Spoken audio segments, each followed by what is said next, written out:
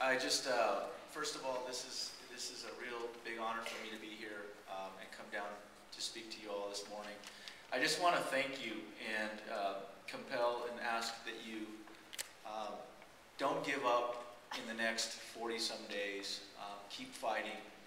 It's very clear that when I entered politics 4 years ago, I entered with an electorate that thought that there were not a lot of differences between Democrats and Republicans when I was campaigning.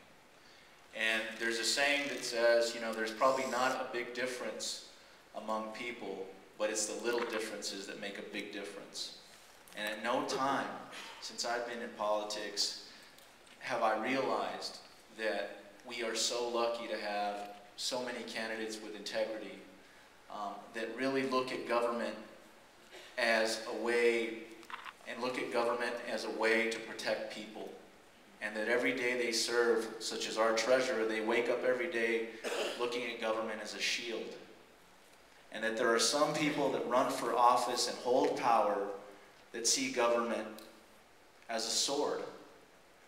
And sometimes that sword is they cut regulations, as they don't balance the public interest, as they don't get up every day wondering, how can I protect people? And make decisions to protect all Americans, that sword sometimes cuts against the people of America.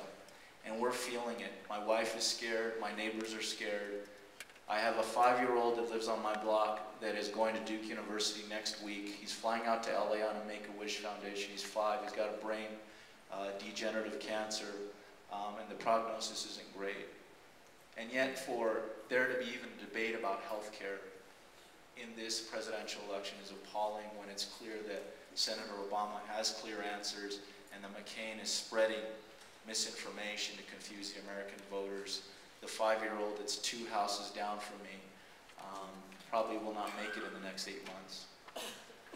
So anyway, I don't mean to scare you. I don't mean to dampen the, Kelowna is the most positive chair that I see in the country.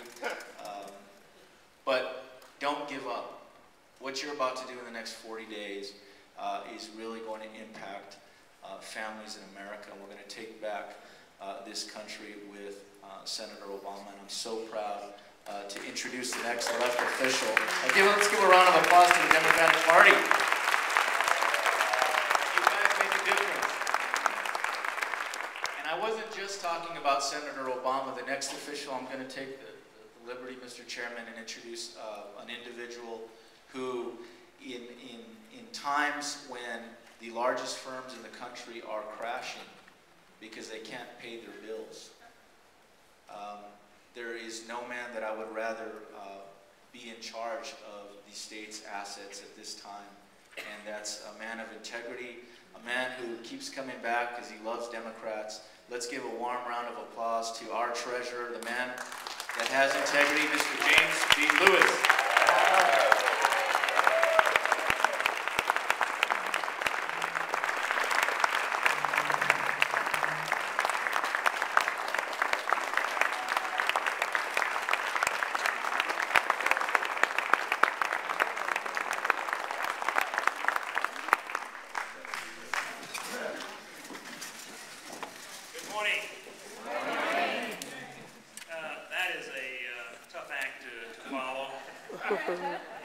And I say that because I have nothing but the utmost admiration for Mr. Balderas.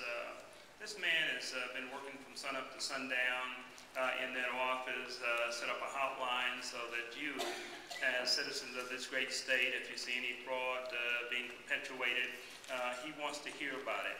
So why don't you give Hector a big round of applause, because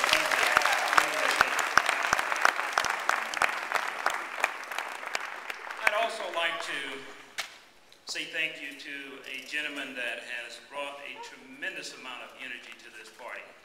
And I also want to thank each and every one of you that are chairs of your respective counties, all of the leadership in the State Central Committee, these ward and precinct officials, but the person that has sort of exemplified the energy around this state, been in the counties that no state chairman has ever been in many, many, many years.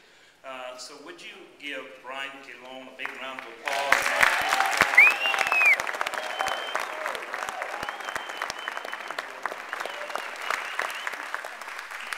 But let me say to each and every one of you, we're here in Socorro, and I want to thank Valerie Moore. She emails me about a lot of the activities that's going on here. She is a very active person. She's not a person that is complacent, a person that is apathetic. She's a person that's a doer. She makes things happen.